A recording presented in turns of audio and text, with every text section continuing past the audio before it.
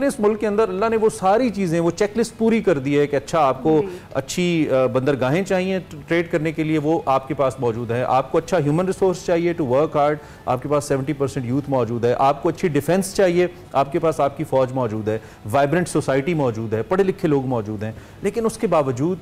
We stand nowhere in the world. बुनियादी तौर पे जो 77 साल हमने गुजारे हैं, इसमें कहाँ कहाँ आपको लगता है कि we made the major mistakes, जिसकी वजह से हम उस जगह पे नहीं हैं जहाँ हमें होना चाहिए?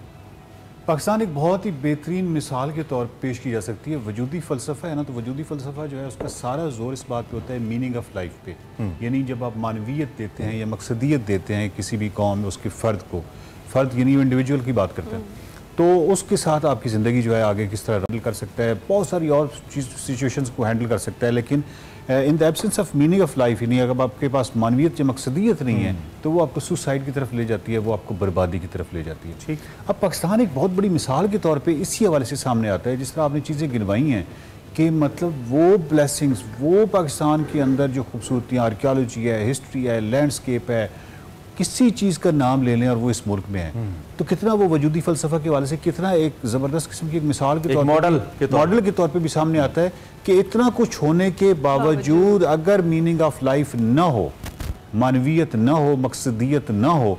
तो फिर उस ऐसा मुल्क जो है उसके साथ यही प्रॉब्लम होता है। ये जो ज़बू हाली वाला हमारा, जिसके तरफ आपने इशारा किया कि इतना पोटेंशियल होने के बावजूद फिर इसका मतलब है वो क्या चीज़ है जो नहीं है, एक ही चीज़ नहीं है, वो मीनिंग ऑफ लाइफ या मानवीयत या मकसदियत। और उसके साथ भी एक चीज़ जुड़ी हुई है ना कि आपकी जो फ़र्द है वो अपनी हिस्ट्री के साथ जुड़ा हुआ, अपनी लैंडस्केप और उन चीज़ों के साथ जुड़ा हुआ हो। आपने कुछ नज़रियाती ऐसी मामलात हैं कि उसको ज़मीन से उखाड़ के कहीं हवा में ले गए, ठीक, वो लैंड से, अपनी हिस्ट्री से, सो दैट कि आप देखते हैं हमारी आर्कियोलॉजिकल साइट्स का क्या, कुछ लोगों ने हिस्ट्री को अपनी सोच के मुताबिक तब्दील करने की कोशिश की, उसका तो उसकी अपनी मर्जी की तस्वीर बनाने की कोशिश, और उसका मज़र जो है वो हमारी आर्कियोलॉजिकल साइट्स हैं, क्योंकि उन्होंने अपनी मर्जी की तस्वीर बनाने की कोशिश की। तो हम फिर आसार कदीमों को क्या समझते हैं या आर्ट को क्या समझते हैं? तो अगर पॉजिटिवली यदि आज हम अच्छी वाला बातें करें तो पाकिस्तान में बुनियादी तौर पे इतने बड़े लोग पैदा हुए, मतलब नुसरत फ़तेह अली खान से लेके अब्दुल सलाम से लेके ये तमाम वो लोग हैं, हमने उनसे क्या फ़ायदा उठाया? हमने तो बल्कि उनको भी कंट्रोवर्शियल बना के, यानी अब्दुल सलाम जैसे बंदे को आप छोड़ दें उनके मामलात, आप फिजिक्स तो पढ़ाएं ना बच्चों को। अच्छा, ये तो पढ़ाएं कि उन्होंने क्या कह रहे हैं कि हम बहुत पॉजिटिव हमने बहुत रह के देख लिया, कहीं ना कहीं हमें बात तो करनी पड़ेगी। अब ऐसे नहीं हो सकता कि हम बात ना करें और इससे गुजर जाएं, और हमें मालूम है कि बात करना कितना मुश्किल है, चूंकि लोगों के अंदर बर्दाश्त नहीं है, वो बर्दाश्त भी वक्त के साथ साथ खत्म नहीं हुई है, बढ़ी नहीं है। ये जो मज़हब फैक्टर रहा है इसको लेकर हम बहुत ज़्यादा एक इंतहा पसंदी का एलिमेंट तक इस मज़हब को ले गए। दुनिया भर के अंदर, मैं इस्लामी ममालिक की बात कर रहा हूँ, उसमें start with Saudi Arabia, go to Turkey, Malaysia, ये बड़े बड़े जो इस्लामी ममालिक हैं, इनके अंदर भी मज़हब को लेकर इस हद तक अपनी प्रैक्टिकल लाइफ या कॉन्स्टिट्यूशनली या आपकी सोशल लाइफ के अंदर उसका इतना एक्सट्रीम इस्तेमाल नहीं किया जाता कि लोग उससे तंग होने लगें या उसके ऊपर इल्ज़ामात धरने लगें। मज़हब एक ज़ाब्ता हयात ज़रूर है इस्लाम हमारे लिए, और वो हमें एक ज़ाब्ता हयात देता है कि आपने ज़िंदगी कैसे गुजारनी है। ये एलिमेंट कितना कार फरमा रहा हमारे मुख्तलिफ ऐसे फैसलों के लिए जिनकी वजह से शख्सियात पनप नहीं सकी, हम उनसे फ़ायदा नहीं उठा सके, या माशरे के अंदर वो नरमी नहीं आ सकी जिसकी ज़रूरत थी। आपकी बात यह कि वो इस्लाम की अगर हम बात करें तो इसका ये वही वाली बात है कि एक चीज़ है वो किन लोगों के हत्थे चढ़ गई। मैं आपको एग्जैक्टली चंद दिन पहले का वाक़या बताता हूँ कि कुछ लोग आए नीचे, तो मैं घर से नीचे उतरा, तो खैर उन्होंने मुझे कहा कि कुछ दीन की बात करने हैं। ठीक, तो मैंने कहा जी ज़रूर कीजिए, दावत देने हैं। हाँ, दावत देना। मैंने कहा जी ज़रूर कीजिए, लेकिन उनको मालूम नहीं था कि वो गलत जगह आ गए थे। उसकी वजह ये थी कि मैंने कहा जी फिर इस तरह करते हैं कि दीन की बात कहते हैं, मैंने कहा पहले निस्फ ईमान की बात ना कर लें, सफाई की बात। मैंने कहा मैं और मेरे बच्चे जो हैं वो ये जो मार्केट है ना अपने इलाके की, उस मार्केट की सफाई करते हैं, बच्चे वो पहने होते हैं और वो सारा करके हम, और वो लोग देख रहे होते हैं, मतलब बहुत कम हुआ है कि किसी बंदे ने हमारा हाथ बटाया हो, लेकिन मैं और मेरे बच्चे करते हैं। ठीक, तो मैंने कहा ये जो हम जिस इलाके में रह रहे हैं यहाँ काफ़ी कचरा है, तो पहले ज़रा निस्फ ईमान की तरफ चले ना, अमली तौर पर आधा मुकम्मल हो गई ना, बातें बहुत सारी हो गई हैं, अब बातें बहुत हो गई हैं, महबूल वतनी की बातें बहुत हो गई हैं, ये जो हम कहना कि इस्लाम के हवाले से मुकम्मल ज़ाब्ता है यार, ये हो गया। अब इसको कुछ खुदा के लिए कुछ अमली इसकी शक्ल भी कर दें, कोई सफाई का मामला भी कर दें, या महबूल वतनी अगर आपको इतनी है तो वो पाकिस्तान के हवाले से चाहे कोई आर्कियोलॉजिकल साइट है, चाहे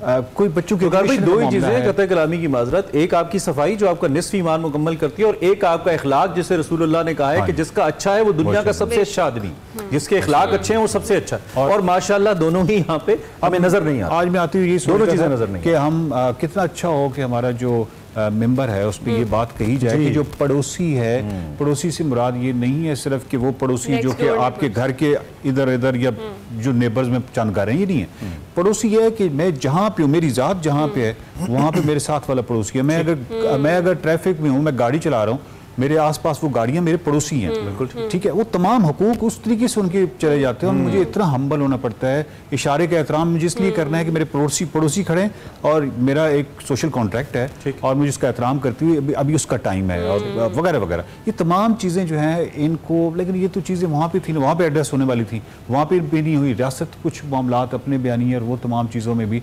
किसी जगह पे भी ये जो आला अखलाकी इक़दार है, ना सिर्फ आपको कि आपको आला लीडरशिप की उसमें शख्सियत में नजर नहीं आती, कोई ऐसी मिसाल ही नजर नहीं आती। तो कौन सी, अगर हम बात कर रहे हैं कि इतने वसाइल हैं, सब कुछ है, हम अपने मुल्क की तकदीर नहीं बदल सके अभी तक, और कौन सी ऐसी आपके ख्याल में गलती हैं जो हमेशा से दोहराई आती जा रही हैं और अब आके सिर्फ उनके शायद कह लें नाम या तरीके तब्दील हो गए, अलकाबात तब्दील हो गए, लेकिन हम कर रहे हैं वही सब कुछ। इसको आई थिंक मेरा ख्याल है कि अगर कुल्ली तौर पर अगर देखा जाए, यानी अगर हम उसको एक ऑब्जर्वर इफेक्ट के हवाले से देखें पाकिस्तान को, तो मुझे ऐसे लगता है जैसे एक फ़र्द का बयानिया जो है ना वो भी 10-15 साल ले लेता है, 15 साल 20 साल बदलने में। चीज़ है कि रियासत जो है, रियासत को तो 30-40 साल तो चाहिए ना, ये होने चाहिए कम अज़ कम एक बयानिया बदलने में। हम अपना जो रियासत का नैरेटिव है वो बहुत ही सूरत से बदलते हैं, ठीक है। इतनी सूरत से ना नीचे को समझने का मौका ही नहीं मिलता कि यार मतलब 10 साल के अंदर, यानी 10 साल पहले जो है वो अगर एक बंदा जो है वो रियासत उसको ये करिए कि ये जबरदस्त आदमी है, मेरा मतलब ये, और 10 साल के बाद रियासत को हीरो बनाती है, फिर वो जीरो बनाने की कोशिश करती है, तो फिर रियासत अल्टीमेटली अपनी क्रेडिबिलिटी भी और उसको भी समझने का मौका नहीं खड़ा हो जाता है कि नहीं मैं तो हूँ ही हीरो क्योंकि आपने मुझे कहा था। क्विकली मुझे बताइए, हमने रिसेंटली कुछ डिसीजंस जो लिए हैं, रियासत ने जो डिसीजन लिए हैं, चाहे वो सियासी हैं, अस्करी हैं या मुआशरती हैं, आपको उनके अंदर दम ऐसा नजर आता है कि आने वाले वक्त के लिए कुछ बेहतर राह मुतय्यन करें, हम बेहतरी की जाने जाएं, हम वो गलतियां ना करें जो 77 सालों में करते हैं। 47 से लेके अब तक ना आप कोई भी अखबार उठा के देख लें, पुरानी अगर कोई आर्काइव में है,